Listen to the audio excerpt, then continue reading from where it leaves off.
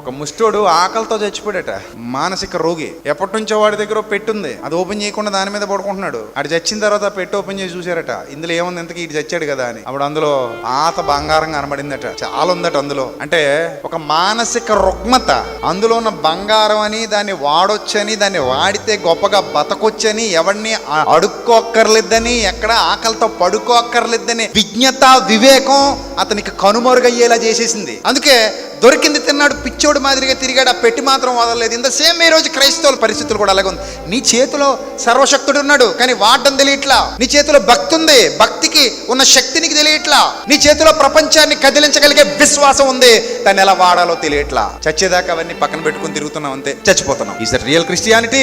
Not at all. ఇది కాదు క్రైస్తవ్యం అంటే. దేవుని శక్తిని అనుభవించేది క్రైస్తవ్యం. దేవుని బలాన్ని అనుభవించండి ప్రియమైన దేవుని సంగమా. గొప్ప ఆత్మీయ అభివృద్ధిని పొందండి, బలాభివృద్ధి పొందండి.